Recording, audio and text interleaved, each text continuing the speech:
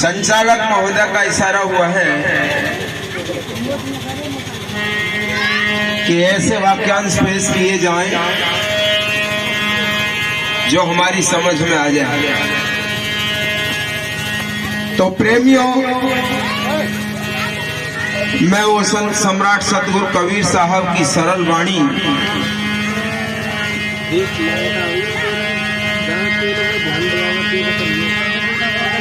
आपके बीच में प्रस्तुत करने की कोशिश करूंगा। ध्यान पूर्वक सुनिएगा।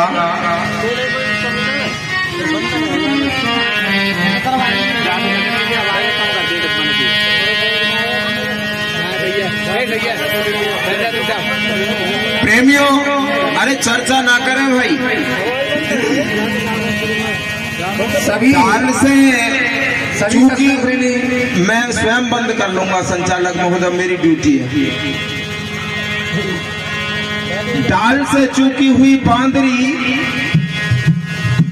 और शब्द से चूका हुआ हंस, इनका पता पार नहीं पाता है प्रेमियों। इसलिए विशेष ध्यान दें हमारी माता बहनाएं भी।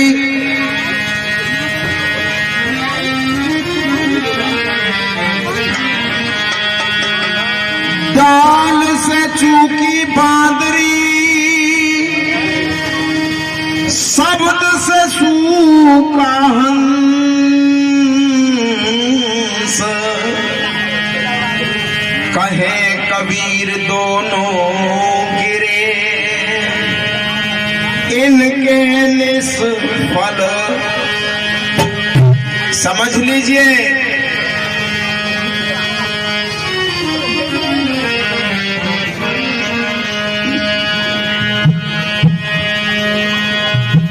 प्रेमियों, साहब कबीर कहते हैं रे मानव, और किस समय ये बात कही थी? जिस समय सत्य कहने पर चिट्ठियां काट ली जाती थी, ऐसे वक्त में साहब ने कहा, और पाहन पूजे गर हरि मिले तो मैं पूजूं पहाड़।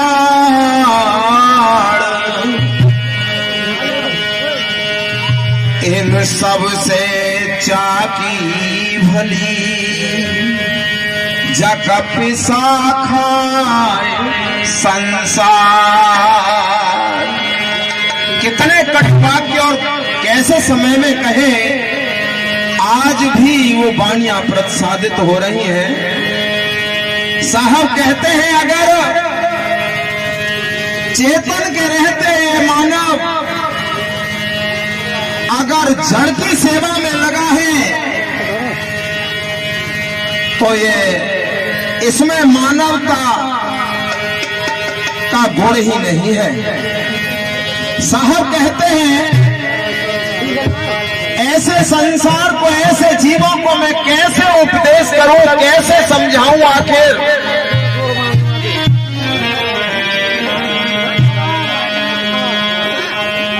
और पत्थर पे को ले गई जे लोटा भर के दूध, बच्चे को दीना नहीं एक घूंट दूध की बूंद। एक घूंट दूध की बूंद कहे शंकर जी नहलो, लाई हूँ फल फूल मिठाई भोग लगा लो। कहे प्रेमी कवि राय मती से ये निकली ही ने, पत्थर पे दयो पखेर बूंद नाए दीनो पीने। प्रेमियों, बच्चा पीने के लिए दूध मांग रहा था और माँ पत्थर को नहलाने के लिए ले जा रही थी, लेकिन बच्चे को दूध नहीं दे रही थी। अब वो बच्चे के अंदर भी वो बात घर कर जाती है, तो वही काम वो करता है। साहब कबीर कहते हैं, प्रेमियों, साधो जी ऐसे जग तो को कैसे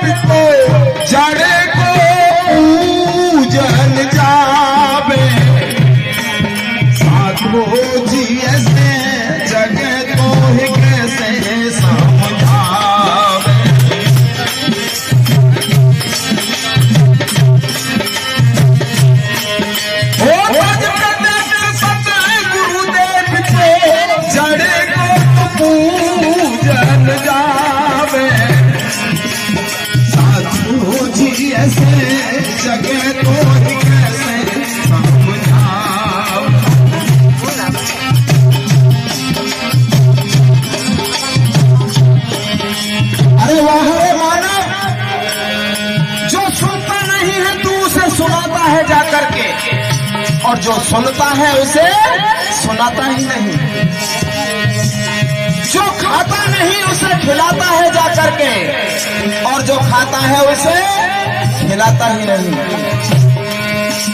साधु जी ऐसे जगह तो कैसे समझावे,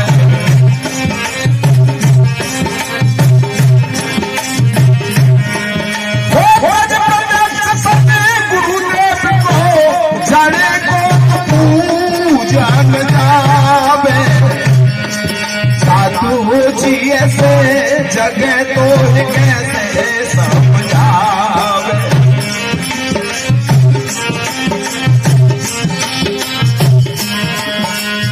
पहले पैरा में क्या कहते हैं साहब, या जड़ पूजा तेरे फल आदर्श है तू कालांतर में पावे।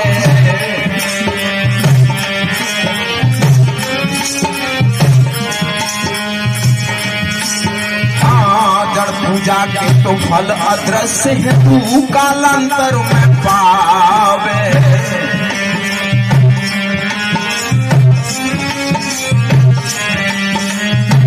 तुमको कैसे करके बहका दिया गया प्रेमियों, जड़ की पूजा तुम करो और उसका फल पुजारी को मिल जाता है।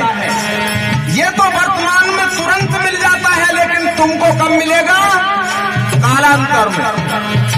स्वर्ग का झांसा देकर बहका दिया गया तुमको कि स्वर्ग में फल मिलेगा, अब तो तुम कर्म करो। बहकाया तुमको, लाभ को कोई और ले गया, काम तुमसे किया करा लिया गया, लूट तुम लिए गए। जड़ पूजा के फल अदृश्य है तू कालांतर में पावे। जब हमारे विद्वानों ने तर्क किया, कहा कि भाई ये कर्म अब करे और इसका फल कालांतर में मिलेगा, आगे चल के मिलेगा, इसका लेखा जोखा कहाँ होता है भाई। बहका दिया गया परमात्मा की सभा में होता है। जब उन्होंने कहा वाकई इसका लेखा जोखा होता है, बोले होता है कि अब ये काम करेगा, इसका मेहनताना स्वर्ग में मिलेगा। हाँ मिलेगा। तो हमारे विद्वानों ने क्या किया प्रेमियों, उन्होंने कहा कि अगर ऐसा होता है तो एक बहुत जर्जर शरीर वाले व्यक्ति को लेकर के आए। उन्होंने कहा इनके परिवार में 7 लोग हैं और ये बहुत कमजोर हैं शरीर से, इस जन्म में तो ये मेहनत करके खिला नहीं पा रहे हैं परिवार को, इनको इस जन्म में दे दो, अगले जन्म में ये भुगतान कर देंगे। नाट गए बेईमान, बोले ऐसा नहीं होता। साहब कहते हैं ऐसा नहीं होता तो हो ऐसा भी नहीं सकता। हाँ जड़ पूजा के फल अदृश्य कालांतर में पावे।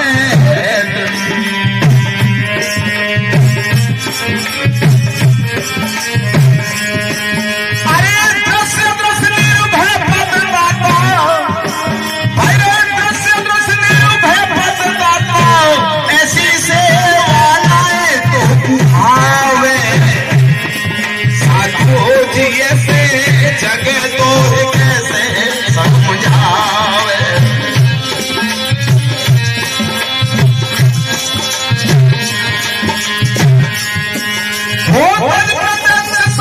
गुरुदेव को जड़ को पूजन जावे। साधु जी ऐसे जगह तो कैसे समझावे।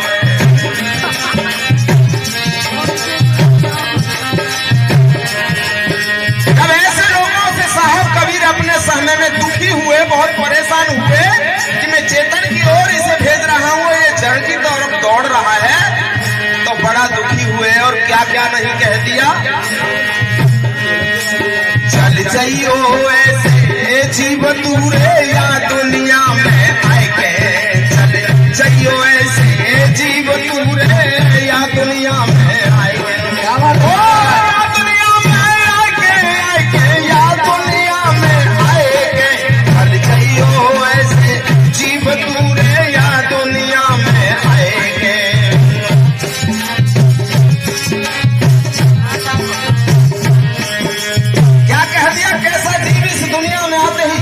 विनश जाए, नाश हो जाए। कैसा भला? लोग पूछ रहे जी कंकड़ पत्थर देवता बनाएंगे, लोग पूछ रहे कंकड़ पत्थर देवता बनाए। अरे वो देवता पे पत्ता मूत रहे, देखो रे टांग उठाए। जी बने पूजा दुनिया में आएंगे, चल जाइयो ऐसे जी बने पूजा दुनिया में आएंगे।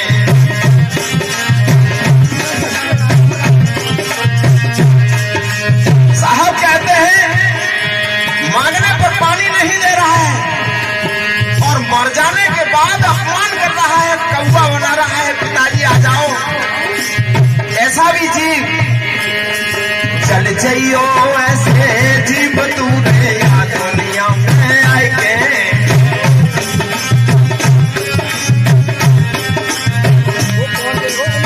माँ पिता कुन पानी दे रहे पत्थरन पानी पियाएंगे, माँ पिता कुन पानी दे रहे पत्थरन पानी पियाएंगे।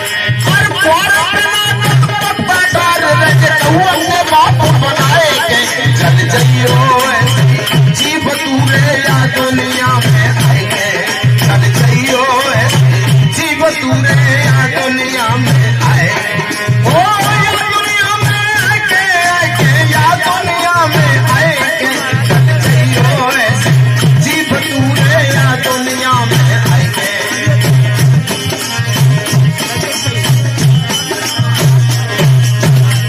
प्रेमियों, बड़ा धिक्कारा साहब ने बाहर मानव पत्थर के टुकड़े से तराश कर खरगोश बनाकर कुत्ते के सामने पेश कर दो, गुस्सा सूंघ के एक बार अलग हट जाता है। अरे ये तो पत्थर का है रे। पत्थर के टुकड़े को तराश करके चूहा बना करके बिल्ली के सामने पेश कर दो, सूंघ के एक बार में निर्णय कर देती है ये तो पत्थर का है रे। और मानव तू समझ कितने युगों से इस पत्थर की मूर्तियों के सामने खड़ा है रे, लेकिन तुझे नहीं पता लग पा रहा है कि ये पत्थर की है।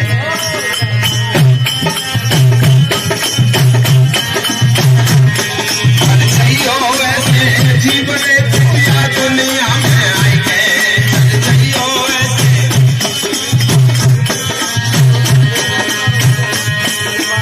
प्रेमियों सोचनीय विषय है। साहब कहते हैं ना ये जितनी भी प्रतिमाएं हैं, जितने भी बुद्ध दुनिया में पूजे जा रहे हैं, इनको बनाने वाला तू ही तो है रे, तू ही तो बनाता है मानव।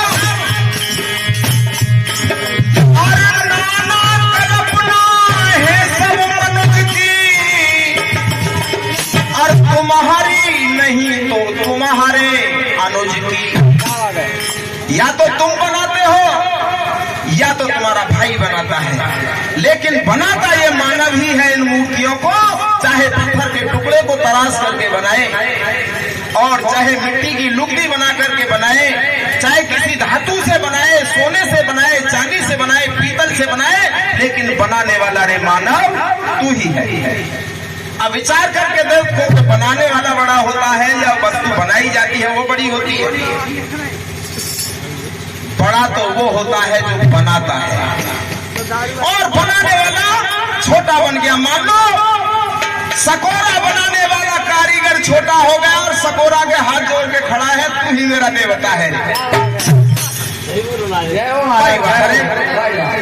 एक जल पर तुम्हें हाथ जोड़कर खड़ा है, जल को कह रहा है तू ही मेरी नैया की खिवैया है, और डूब के जल में ही मर रहा है। हरे गंगा में जितने भी बड़े गंगा के भक्त ही तो मरे। जो गंगा पे स्नान करने नहीं गया उसको डुबाकर उसके घर मारने अगर गंगा में आ गई तो मुझे बताओ इसलिए कौन मरा? साथ खोजी ऐसे जगह तो दिखे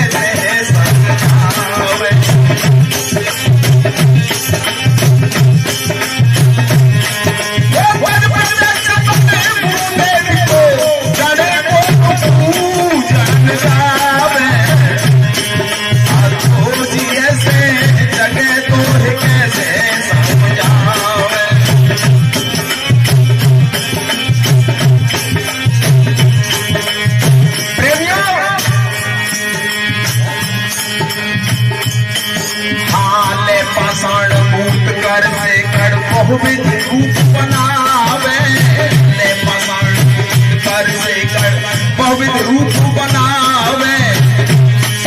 और महादेव शंकर सूर्य गणपति जो मन मुँह तेरे भावे।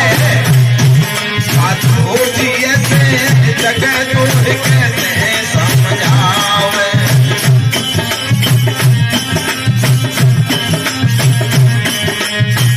मूर्ति को तराश करके ये खुद ही बनाता है और बना करके प्रेमियों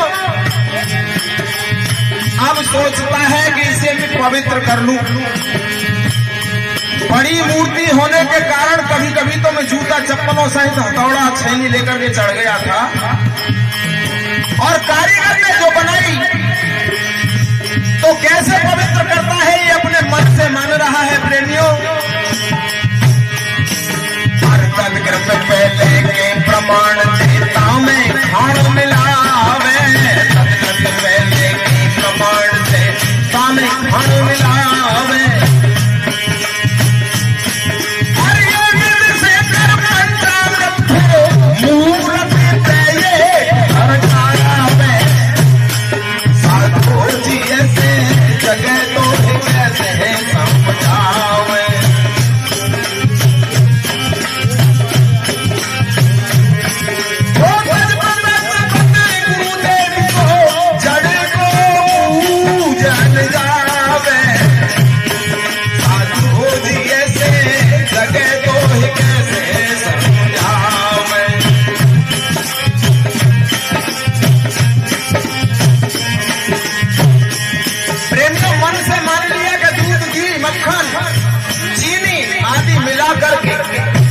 पंचामृत करके मैं मूर्ति पर डाल दूंगा, मूर्ति पवित्र हो जाएगी।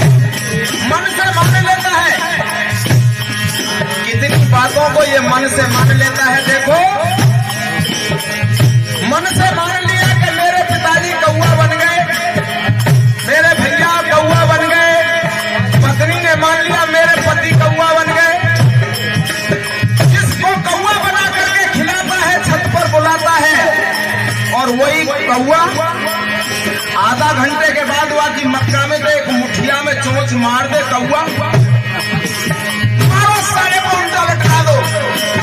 अरे छत तक ही पिताजी ने इतना जल्दी परिवर्तन हो गया तेरे अंदर। साधु जी ऐसे जगह तो कैसे समझावे।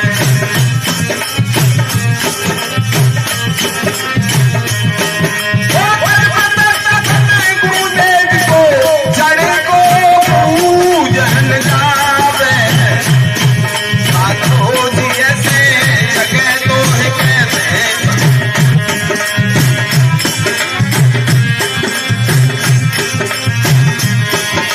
जब चीनी दूध के घोल से मूर्ति चिपक गई तो सोचने लगे आप तो चेटा दे तो वो क्या करेंगे। चेटी हुआ पुण्यवान सुर सर को सुधी स्नान करावे।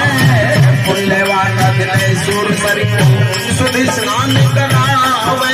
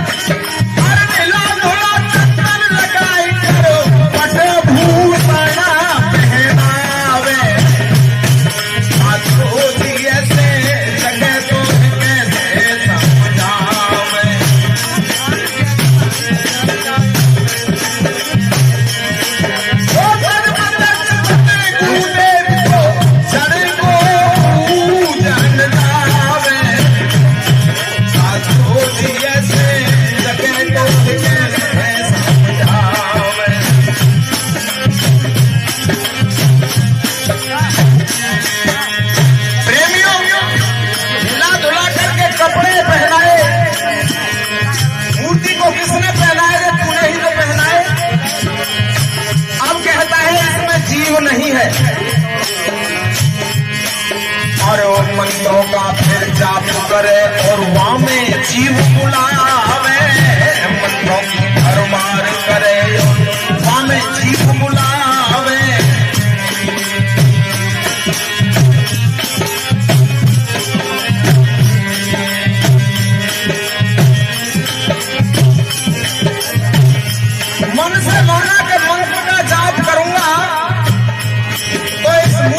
अंदर देवता का वास हो जाएगा, देवता आ जाएगा। साहब कबीर कहते हैं अगर एक तत्व से निर्मित मूर्ति के अंदर उस मंत्र की पावर से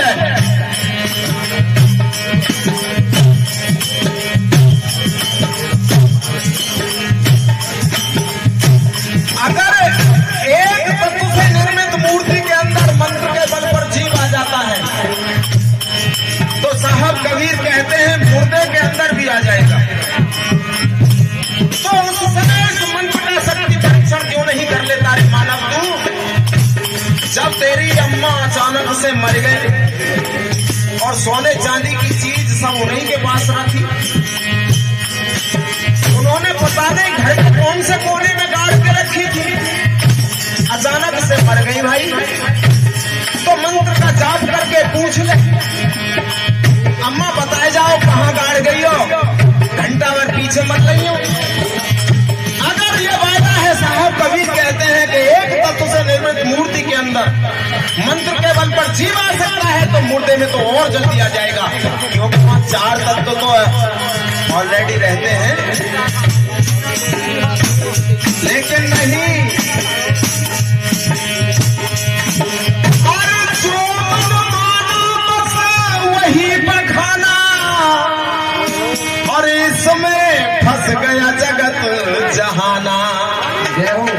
साथ मुझी ऐसे जगह तो कैसे समझा,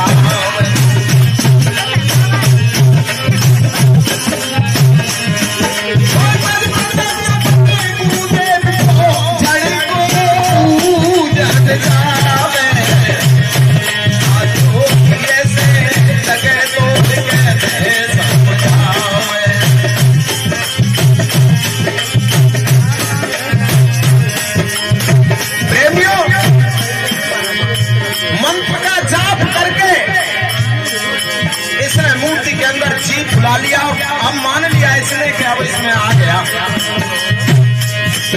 अब ये भोजन की व्यवस्था करता है प्रेमियों, तो जब इसमें जीव आ गया तो इसको खाने और पीने के लिए भी चाहिए। हाँ, भोजन खाद भरे नित्य सन्मुख घंटा नाद बजावे, भोजन खाद भरे नित्य सन्मुख।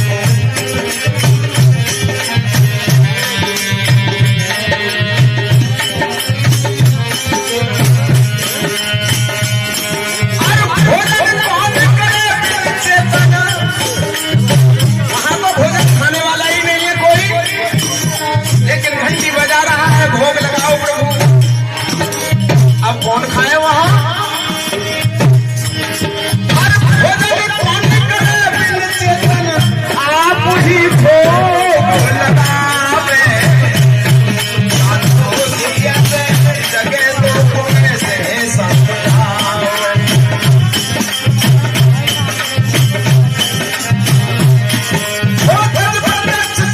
गुरुदेव को चढ़े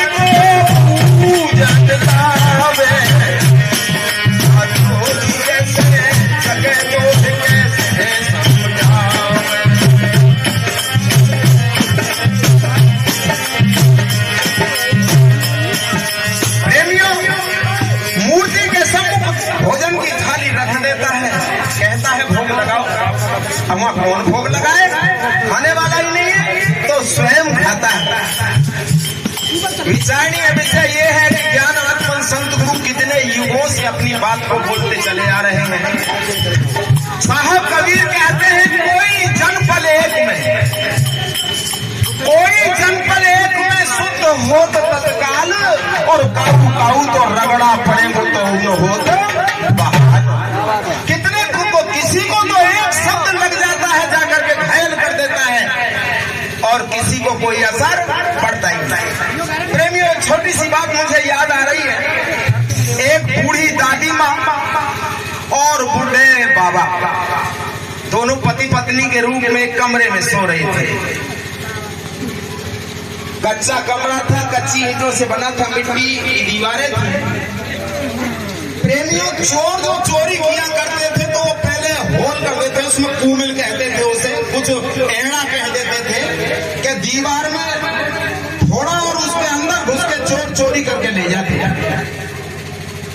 जो दादी माँ और बाबा दोनों अंदर सोए हुए थे, उनकी वसुधा भी एक संदूक में कमरे के अंदर रखी हुई थी। तो चोर चोरी करने के लिए कूमिल कर रहा था। तो जैसे कूमिल करने वाले यंत्र को उसमें दे के मारता था तो फुटकी आवाज आती थी। तो दादाजी जगे हुए थे। दादाजी के आवाजों में जो कान में जो आवाज आती थी, तो दादाजी कहने लगे ये कहां से आवाज आ रही है। जब सोचते सोचते विचार करते करते पहुंचे तो उन्होंने कहा ये तो अपने ही यहां से आ रही है, ये तो अपनी ही दीवार में कोई लग रहा है चोर कूमिल कर रहा है। बस इतना ही सोचते सोचते चोर ने अंदर मुंह दिखाया। दादाजी ने सोचा चोर तो आ गया, इसने तो कूमिल पास कर दिया और ये तो अंदर आ गया। दादाजी ने अपने शरीर की तरफ, मेरा तो शरीर भी इतना कमजोर है कि मैंने तो अगर कुछ कहा भी तो 2 लहफड़े में ही खिटो कर जाएगा। अब मैं कैसे करूं, बुढ़िया सोई पड़ी है, कैसे करूं। बुढ़े दादा ने युक्ति लगाई। हमारे बुजुर्गों के पास बड़ी युक्तियां होती, उन्होंने युक्ति लगाई और तो कोई पेश पड़ी ना। उन्होंने करके चोर के ऊपर थूक दो। जब चोर के ऊपर थूक दिया, चोर ने कहा मेरे ऊपर तो नहीं थूका होगा, गिर गया है आगे है, देखो कैसा थूका पड़ा, मेरे ही साफ करके फिर संदूक की तरफ बढ़ने लगा। दादाजी ने सोचा ये तो बेईमान रुका ही नहीं। दादाजी ने करके फिर उसके ऊपर थूक दिया। चोर ने कहा कैसा तुक्का पड़ता है, मेरे ही ऊपर आके पड़ता है। दादा ने 4 बार उस बेईमान के ऊपर थूका, लेकिन वो नहीं रुका। वो संदूक के पास जैसे ही पहुंचा, उसने कहा अब तो ये ले ही जाएगा। अब क्या बुढ़िया माँ बराबर में सोई रही थी, अब मोह फाड़ के सो रही। बुढ़े दादाजी ने करके बुढ़िया के मुंह में थूक दिया। जब बुढ़िया के मुंह में थूक दिया तो बुढ़िया एकदम से सत्यानाशी तेरी फूट गई है तो इतना मुंह का बातें भर के नहीं डाल दे। बुढ़े ने कही तू एक ही बार के थूक दे में मर गई, अब एक बार को मैंने 4 बार थूक दे। अरे कितनी बार साधु तुम्हारे ऊपर थूक के चले जाते हैं, लेकिन असर नहीं होता तुम लोगों के ऊपर। साधु जी ऐसे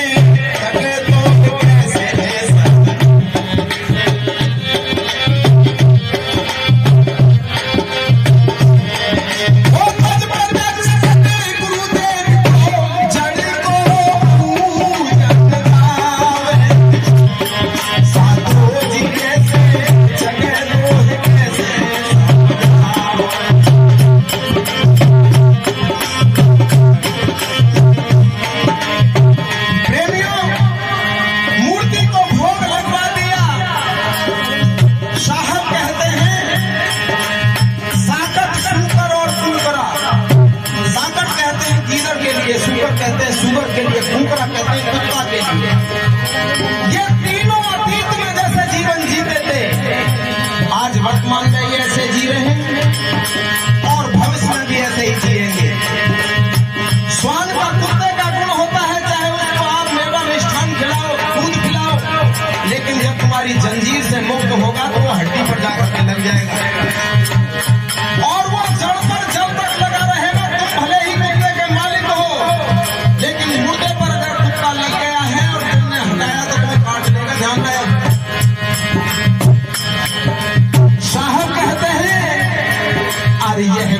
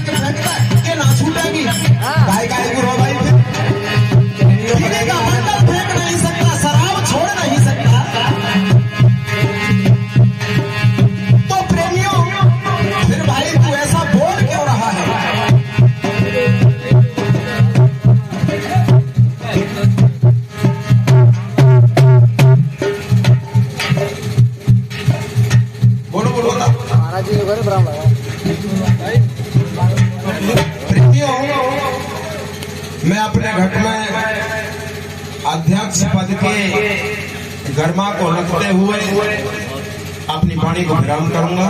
बोलो सतगुरु महाराज की।